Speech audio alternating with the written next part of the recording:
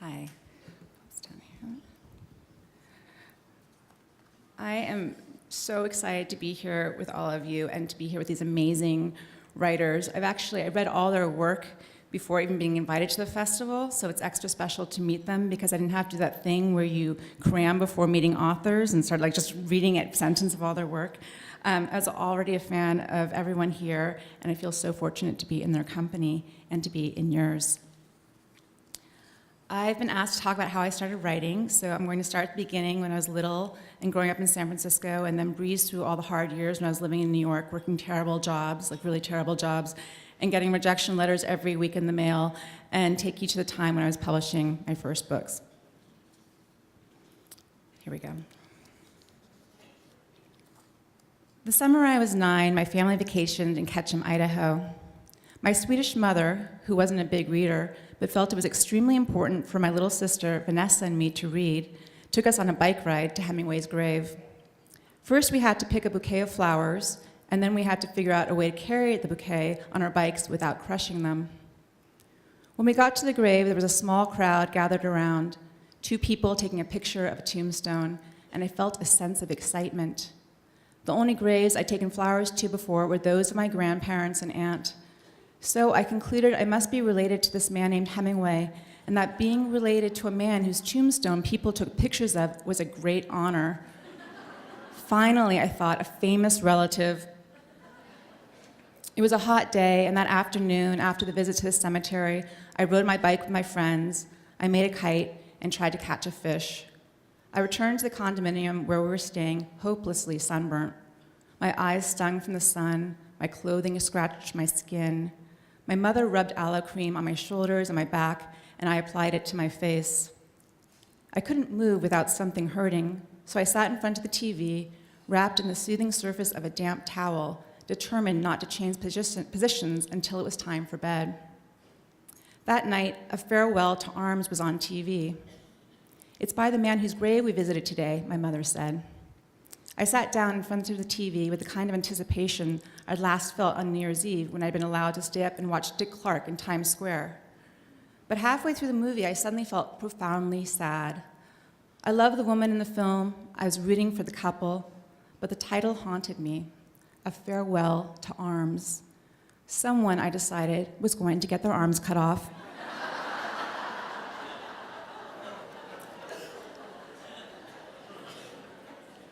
I tried to imagine my life without arms. No bike rides, no kites, no fishing. I began to cry. The salt from my tears stung like a jellyfish. I cried from the pain of crying. My parents couldn't understand what was going on. I was sobbing so hard I couldn't speak. I refused to move, though, and I protested when they tried to turn the TV off. After a commercial break, the announcer said, "And now for the conclusion of A Farewell to Arms." I laced my fingers over my eyes the way I did when the Wicked Witch appeared in The Wizard of Oz. But the movie ended and no arms were lost. I was relieved and then perplexed. I had been manipulated into crying, deceived into thinking that something horrid was going to happen based on a title. Hemingway, I decided, was a tricky, tricky man. The next day, layered in sunscreen and cloaked in a hat, a long-sleeved shirt, and pants, I biked to the library and read A Farewell to Arms from cover to cover in the cool, air-conditioned room while a local librarian told everyone else to be quiet. That night, I wrote my first short story. Looking back, I doubt I could have understood everything that happened in A Farewell to Arms, but that wasn't the point. The point was that I wanted to deceive people, to keep them guessing, to make them care about a character so much that they would sob or laugh and never be able to guess the ending. So I was 9 when I wrote that first story, and something happened to me in the years after that. I started living in a world that a lot of writers live in, and that is the land of what-ifs, as in, what if this happened? Granted, the what-ifs concerning me at that age were not questions like, what would happen if Germany and Japan had won the war, or what would it be like to be a Russian countess with a name Anastasia? No, my what-ifs were much more focused on my own life, which when it came down to it seemed fairly ordinary and predictable at the time, especially after watching A Farewell to Arms. So I started wondering, what if I had been adopted? One Christmas Eve, before going to sleep, I asked my parents if I had been adopted. The answer was an adamant no. And the next morning, I noticed my stocking seemed a little fuller than usual, as if to make up for this sad fact.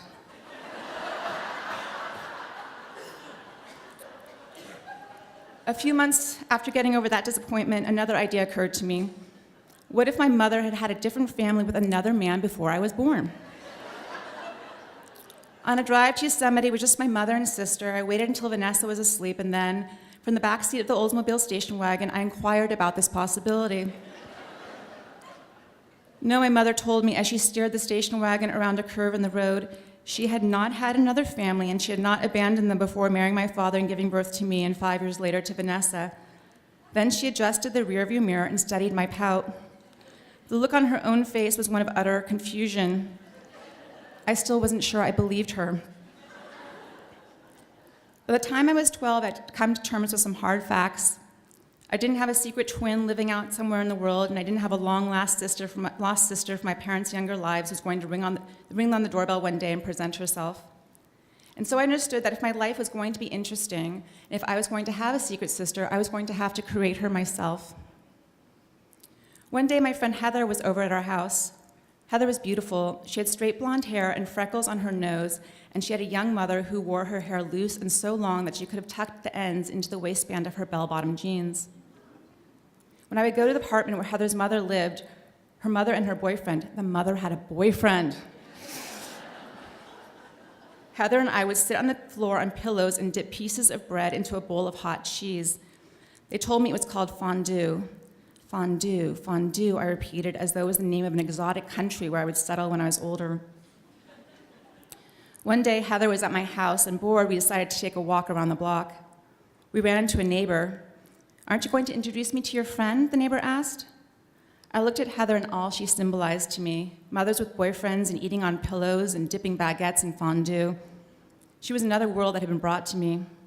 "This is Heather," I said, "and she's not my friend. My parents have just adopted her. She's my new sister." The neighbor, who wore a large cross on a thin chain around her neck, thought this was wonderful news, and I did too. Heather and I proceeded to walk around the block, ringing the doorbells and knocking the knockers, and I introduced Heather to every neighbor as my new adopted sister. After we'd made it through the neighborhood, we were tired of ringing doorbells and we were hungry for a snack, so we returned to my house. Heather's mom came to pick her up in a yellow taxi, a taxi no one else I knew rode in taxis, and I hope no one saw her leave. Her departure had no part in the narrative of my newly fabricated family life. Shortly after she left, the phone started ringing.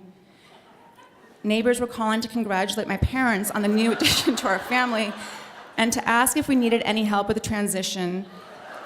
Hand-me-down clothes, food, anything at all.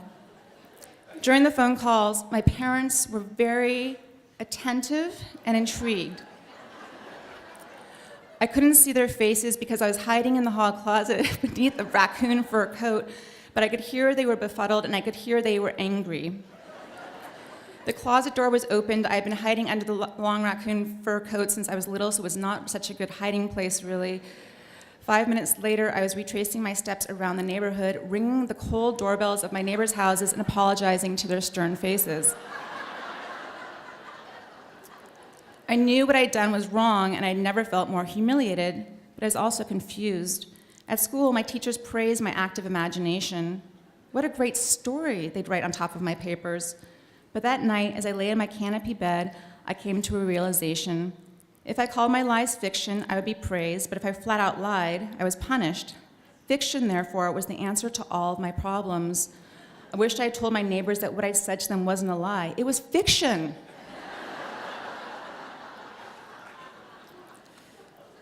I continued writing throughout my high school years. In college, I went to Middlebury College in Vermont. I took creative writing classes. One of my professors was Julia Alvarez, who wrote How the Garcia Girls Lost Their Accent. She ended up having an enormous influence on me. I liked the way she wrote. I admired the way she lived her life. She did a lot for the local Vermont community and for people in the Dominican Republic, where she'd been born. One day in class, after we discussed a short story I'd written, she told me she didn't think I was writing a story. She thought I should write a novel. A novel. I was thrilled. Julia Alvarez thinks I should write a novel. Flash forward to 3 years ago when I was visiting with Julia in Vermont, and I was mentioning to her how much her enthusiasm had meant to me, and she was politely downplaying her encouragement and influence, but I understood what had actually transpired that day. What had most likely happened was that I had submitted a short story to her, and she hadn't really understood the point I was making in the story, so she suggested that if I kept going and wrote, say, a novel, maybe I would eventually get to the point.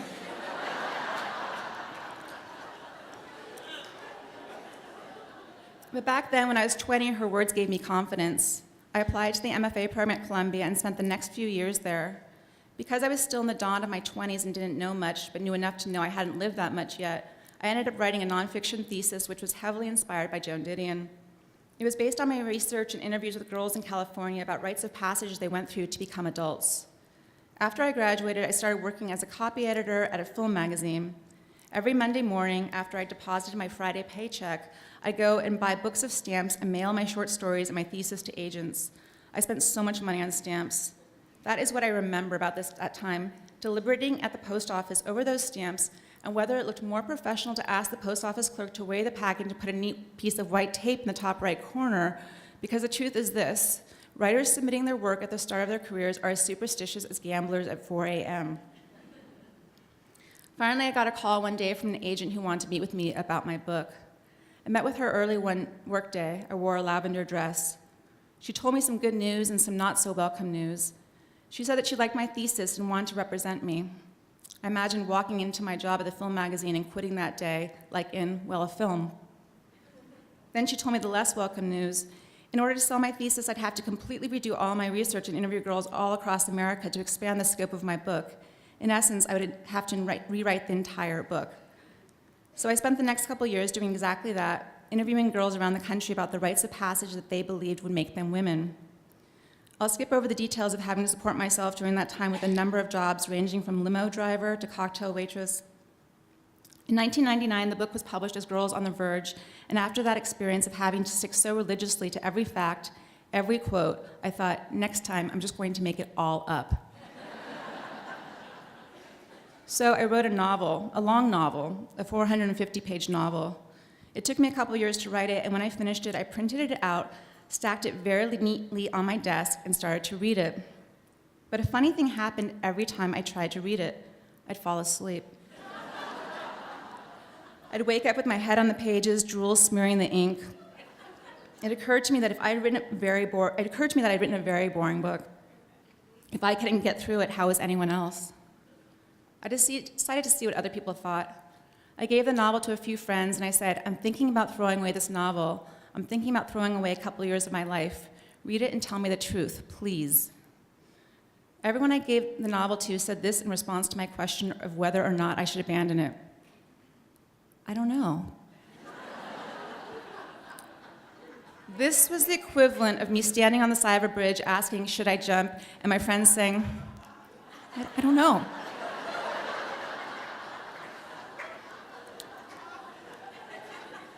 So I threw the novel away, but not before I took two things away from it. There was one scene halfway through the novel about a young woman getting held up at gunpoint in Riverside Park, and that scene kept my attention. I'd wake up when I read that scene, and after I finished reading it, I'd fall back asleep.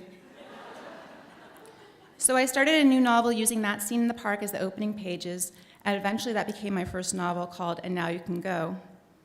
There's one other thing I took away from that discarded 450-page novel, a sentence.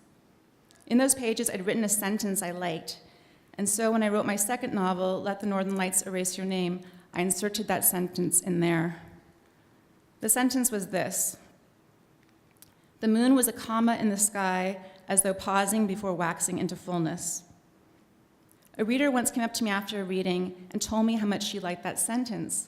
Thank you, I said to her. That means a lot to me. You have no idea how hard I worked to get that sentence. Really, she said? Yes, I said. I wrote a 450-page book and threw out almost all of it, but that sentence survived. Oh gosh, where is my ending to that? That's really, really bad. Oh my God. Okay. Oh yeah. So I wrote a 450-page book and threw out almost all of it, but that sentence survived. She looked at me as if I was lying, but for the first time in a long while, I was telling the absolute truth. So, thank you.